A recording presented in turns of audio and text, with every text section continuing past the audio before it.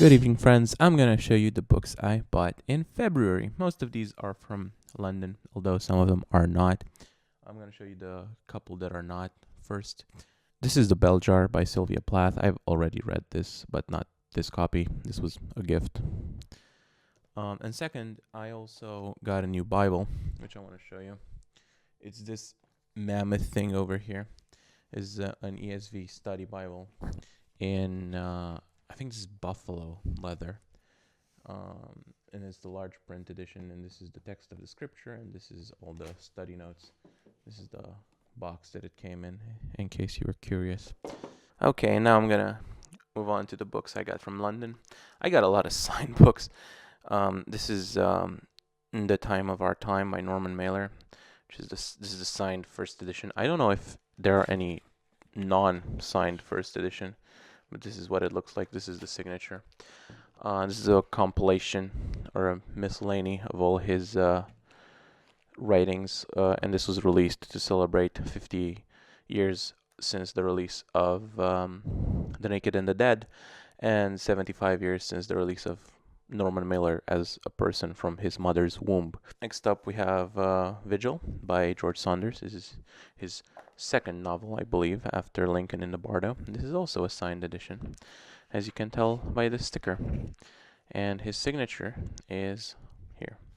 Next up, Roman Ear by Andre Aciman, I think you pronounce that. This is basically kind of like the continuation of his memoir out of Egypt. This is the story of his family, as the title says, living in Rome. Half His Age by Jeanette McCurdy. This is her first novel and her second book after I'm Glad My Mother Died. I really like the way it starts. The first line of this slightly unpolite novel is, "It's bad form to groan when a guy is going down on you. I know that, but right now it's hard not to." I think that's hilarious. I'm sorry. Next up, Mother Mary Comes to Me, also signed. Let me show you the signature. There it is. And this is a memoir about how she became a writer. And I really like the title because it's a Beatles lyric. And if you want me to like your book, you should probably name it after a Beatles lyric. Next up, Will There Ever Be Another You by Patricia Lockwood. She signed it Trisha, which is funny. This is her second novel, I believe, after No One Is Talking About This. And it features the same narrator as No One Is Talking About This. Next up, we have this pretty UK first edition of Byline by Ernest Hemingway. This is a posthumous book featuring a bunch of his articles and dispatches. This is a gorgeous, gorgeous edition. I like it a lot. And I meant to get this the last time I was in London in 2024, but I didn't, so I got it this time, and I'm pretty happy about that. Let's take a look at some hard case crimes now. There are a lot of hard case crime books in like Waterstones and foils, and I kind of wanted to get all of them, but I held myself back and I only got these. This is The Knife Slipped by Earl Stanley Gardner, famous for his Perry Mason novels. And this is about Bertha Cool and Donald Lamb, which is kind of his more traditional detective duo. And this was meant to be published, I think, around 1940 or 1939, but it wasn't because the publisher objected to Bertha Cool's tendency to swear a lot, smoke cigarettes, and try to jip people. So, yeah. And this is the first publication anywhere. Next up, we have Too Many Bullets by Max Allan Collins. This is one of his Nathan Heller books.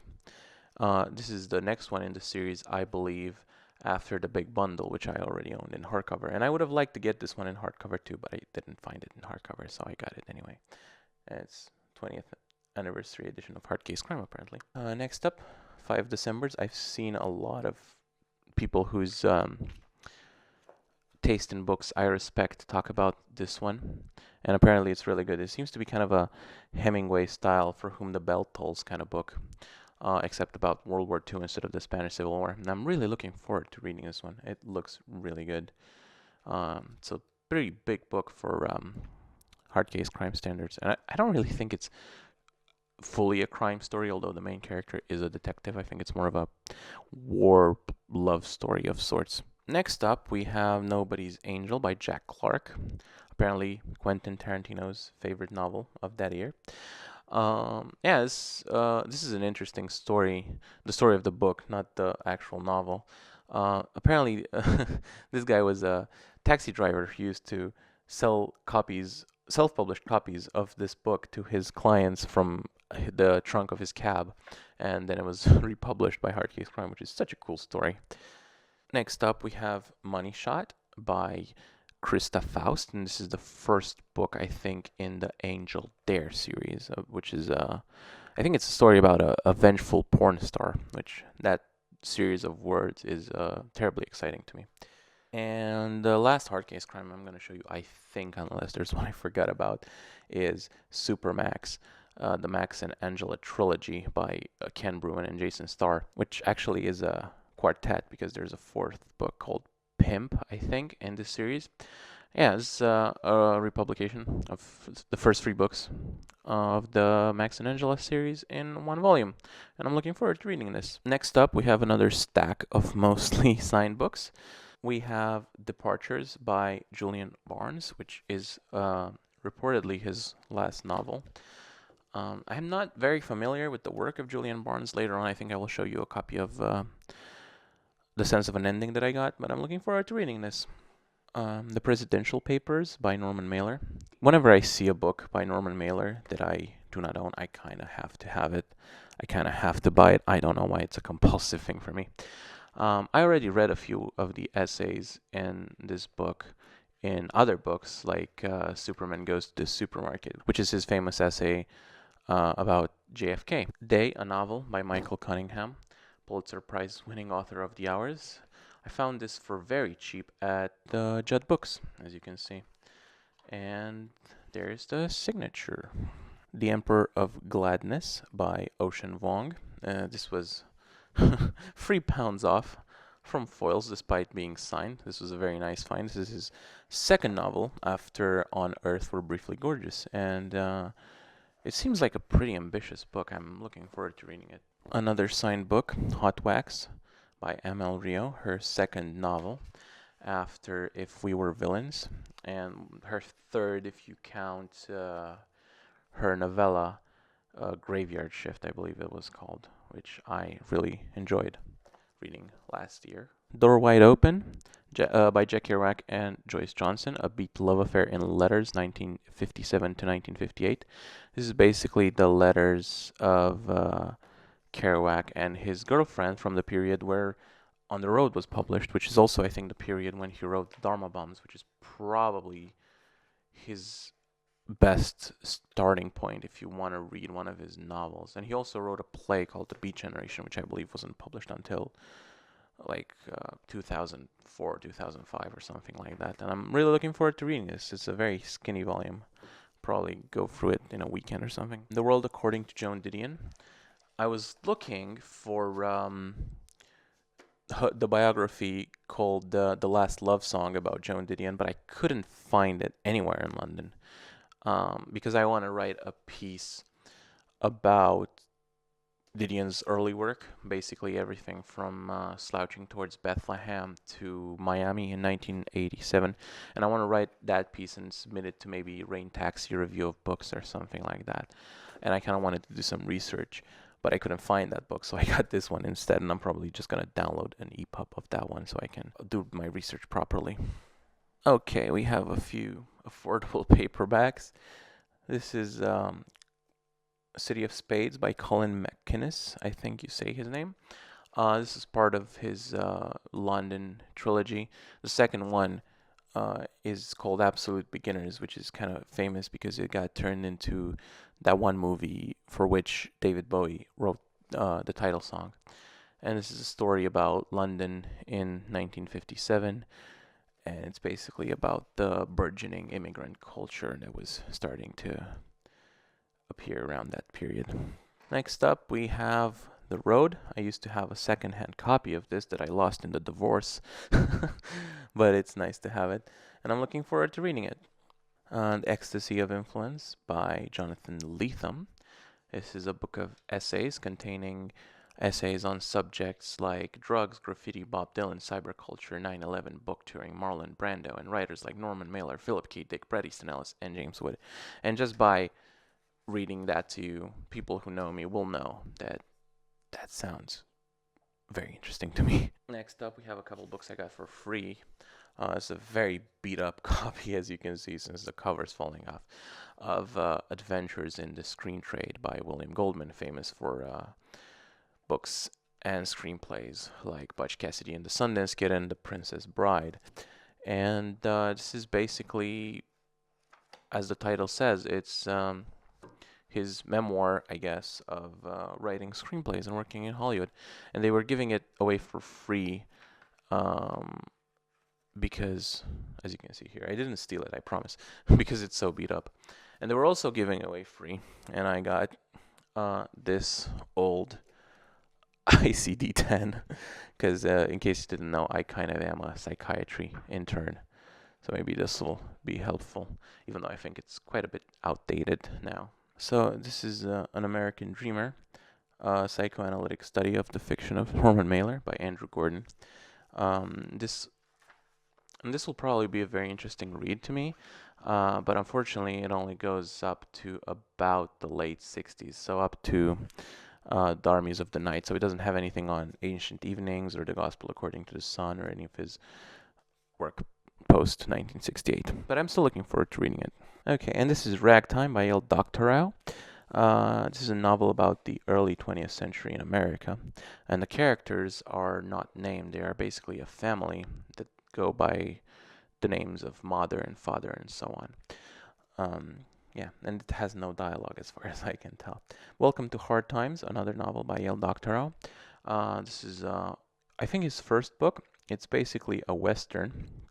And this is a Western, I believe, about the battle between like good and evil. The villain of the story, the man from Bodhi, basically destroys a town in a single day. And it's about, I think, that town kind of learning to pick up again and survive in spite of the destruction that it just suffered. We have A Confederacy of Dunces by John Kennedy Toole. For whatever reason, I own a copy of this book in French, but I wanted a copy in English.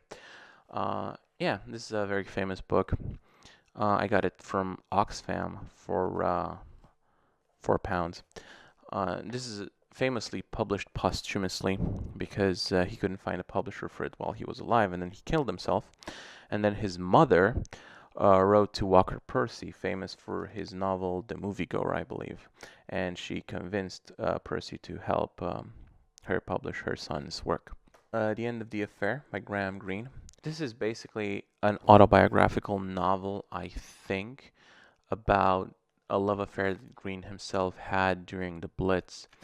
It's written in first person, which I think is kind of rare for Greene's work. I don't know. I'm looking forward to this one. And apparently, it got turned into a movie with Ralph Fiennes and Julianne Moore and Stephen Rea. I didn't know about that. Doing It by Melvin Burhess. I was familiar with his work Junk, which I read, I think, in high school, which is about like teenagers getting addicted to heroin. And this one is about teenagers trying to get laid, which is a subject that is apparently perennial in our culture. Next up, I got one of the Assassin's Creed books, The Secret Crusade, which adapts, I believe, Assassin's Creed 1 and also Altair's bit of Assassin's Creed Revelations and also Bloodlines. I'm not a huge Assassin's Creed fan, but I basically got this in case I felt like a completionist and wanted to know the whole story without having to play a mediocre PSP game. Atonement by Ian McEwan. This is a signed copy from Waterstones. We all know, what the story is about. It's about a girl who wants to be a novelist that basically tells a lie that kind of screws up a bunch of people's lives. A Rabbit Omnibus by John Updike, Rabbit Run, Rabbit Redux, and Rabbit is Rich, containing the three Angstrom novels in one volume. Although there is a fourth one, which I think is called Rabbit at Rest, if I'm not mistaken. But yeah, it's a big book containing the first three books in the Angstrom series. And I'm looking forward to reading them. I'm not really too familiar with the work of John Updike, even though I keep buying his books, but I never actually sit down and read them. I did already own copies of these, but not in English, so I'm glad to have this. And now we approach the final pile. First up, we have Perfection by Vincenzo Latronico, I think you say that. This is a book inspired by Things, a Story of the 60s by Georges Perec. And it's basically a story about two people, Anna and Tom, who are living the dream in Berlin in a bright, affordable, plant-filled apartment. And yet, I think their lives are kind of miserable. Because they don't really seem to have much in terms of inner lives. There are no dialogue, they don't really have conversations. And there's not much of a plot to it. It's basically a series of small scenes where their lives as young digital creatives are portrayed. And there are a lot of descriptions of Danish furniture or sexual experimentation, Berlin's 24-hour party scene. But they don't really talk to each other a lot, which is fascinating. They don't really exist as separate beings. They're always kind of together.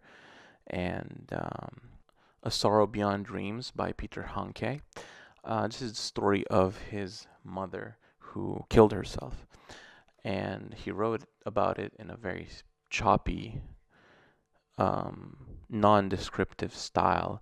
The last line of the book, which isn't a spoiler because this book doesn't really have a story, is someday I shall write about all this in greater detail. This is kind of autobiographical, or biographical in this case, because it's the story of his mother. Novel from Europe from a certain period of time is kind of always compelling to me. The Missing of the Somme by Jeff Dyer. This is a story about World War I and how we remember it and how we portray it in art and media. Jeff Dyer has a bunch of these sort of genreless books where they're part memoir, part biography, part history, and occasionally even part fiction. And he came out of the New Puritan scene before doing his own thing with books like But Beautiful, which is about jazz, and Zona, which is about the movie Stalker. Hiroshima by John Hersey. This is a nonfiction book, kind of a predecessor to the whole new journalism thing. This book was originally published as an essay in The New Yorker, and it was so important that they published this whole book in one magazine, and that magazine basically contained nothing else other than this essay. And yeah, this is basically the story of the bombing of Hiroshima as told to John Hersey by people who lived through it. I mentioned this one before, The Sense of an Ending by Julian Barnes, which won the Man Booker Prize. I also got this from Judd Books, which is kind of becoming my favorite bookstore in London. And yeah, this is a story about an old guy who basically late in life realizes that he's not really who he thought he was. And last but not least, or maybe least, because this might not be very compelling to many of you, are two biographies of Jack Kerouac. One is by Ellis Amburn, which is called Subterranean Kerouac, and the other is called Jack Kerouac, The King of the Beats, A Portrait by Barry Miles. Ellis was Kerouac's editor on a couple of his books, and then he wrote this biography, which I understand is not too appreciated by a lot of Kerouac scholars because it goes way too in-depth about Kerouac's sexuality in ways that are highly speculative. And this one by Barry Miles. Barry Miles, I think, wrote a book about each of the three famous beat writers. He has one, I think, on Ginsberg and one on Burroughs. And I also think he was Paul McCartney's official biographer. I read these Kerouac biographies kind of in the way normal people might read an airport novel. I just cannot get enough of these. And that was it. I have to edit this video because I mumbled a lot, but thanks for watching, and I'll see you some other time. Goodbye.